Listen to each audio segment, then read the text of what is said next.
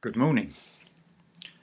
I recently came across a really delightful book which is called, if I remember rightly, it's called The Boy, the Mole, the Fox and the Horse. And it's mostly a picture book, but it has some words in it as well.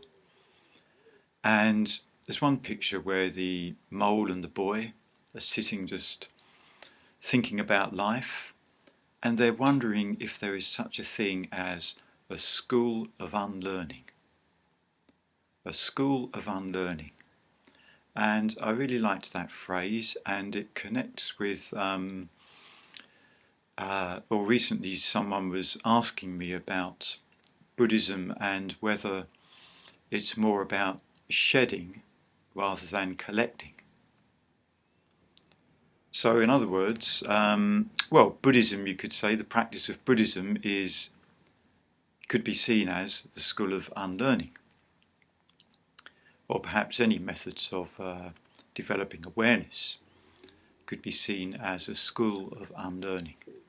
Our meditation practice could be the classroom, perhaps, in the school of unlearning. So what, if anything, are we shedding, and what do we spend a lot of time collecting? Sometimes with the Buddhist phrase, there's a phrase, gaining insight. For example, we may gain insight into the true nature of reality or into the nature of existence. But actually we don't gain anything in the sense of collecting or accumulating something and adding it onto ourselves. In fact, really, insight into the nature of existence is much more about letting go of all of the things that we think existence might be about. But in a less lofty way, we have to, or on a more, perhaps I could say, psychological level or practical level, we have to unlearn certain things that we've learnt.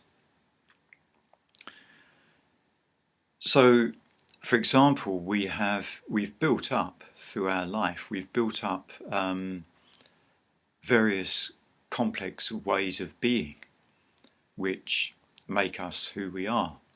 That's our early conditioning has led us to being the kind of person that we are today. And that is quite a complex thing. We've developed ways of being. We've developed the art of selfing, you could say. Buddhism says that in reality there is no fixed self. Maybe that there is no self at all, never mind whether it's fixed or not. So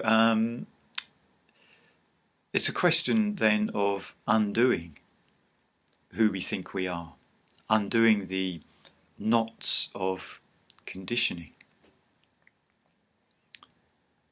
So, for example, most of us, we're conditioned at an early age into thinking that yes, there is definitely a self. We don't even question that. We assume there's a self. We take it for granted.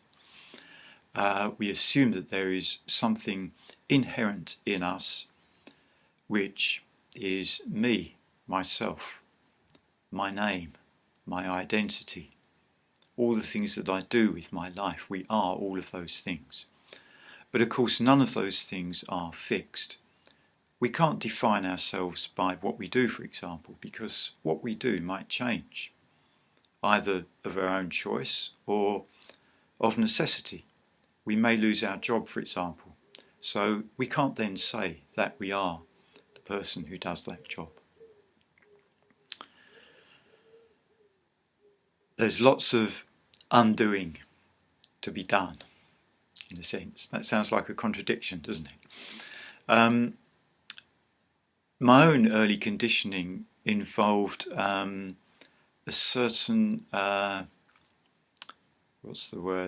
certain lack of, a strong lack of self-worth.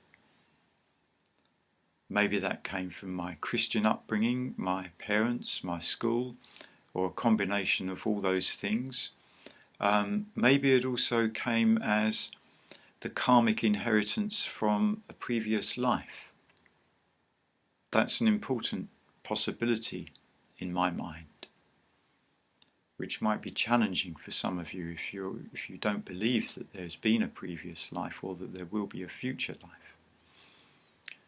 That's maybe the topic for another talk.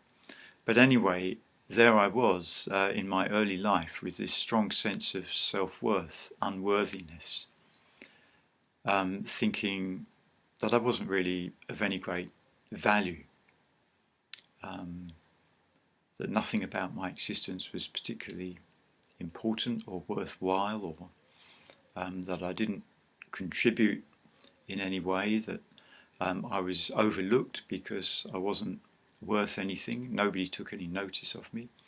These are the kind of things that I learnt at a young age. And I also learnt fear and anxiety.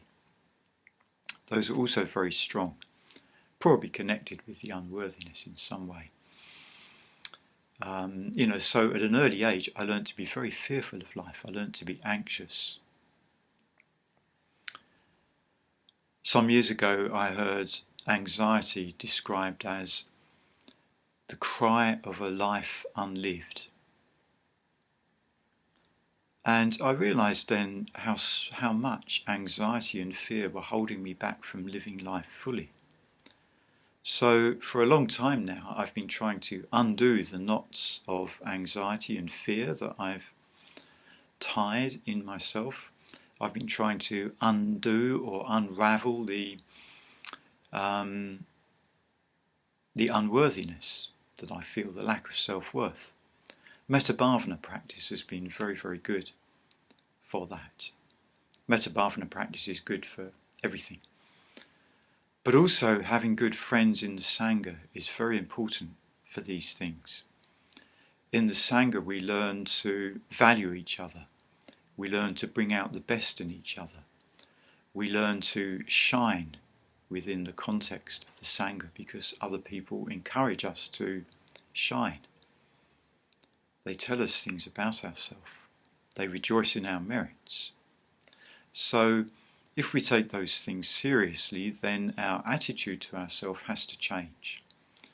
So we begin to unlearn those old unhelpful habits, those old unhelpful ways of being.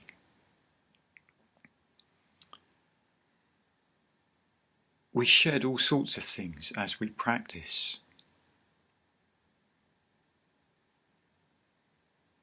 One thing that I've realised as I've practiced over many years is the importance of relaxation. Relaxation to me doesn't mean blobbing out, chilling out, going to sleep on the sofa with a beer in front of the TV. That's not relaxing really. That's just a kind of alienation or getting lost.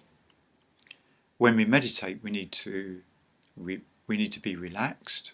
We need to let go of tensions. We need to let go of any obstacles or hindrances which we're holding on to. We may not know we're holding on to them at the start, but through meditation we start to perceive them, and then we can begin to unravel them. So I think relaxation in that sense is shedding or letting go or unravelling the tensions in our body. And as we let go of the tensions in the body, then our energy becomes released, our heart becomes released, our mind becomes released. So relaxation is letting go. It's softening our hard edges that we've built up, softening our protective shields, being able to open ourselves up. And meditation is a safe place to do that. No one threatens us when we're in meditation. We have to be more careful when we're interacting with the world, with people. So in a sense, we collect things rather than shed them. When we're learning about Buddhism, we maybe go to lots of sessions and listen to lots of people talking about Buddhism, teaching Buddhism. Maybe we read lots of books about Buddhism. But this is all, in a way, accumulating information. It's very, very important. It's important to gain that knowledge, that information. But it's not actually the same as knowing the things contained in those books. It's not the same as direct experience.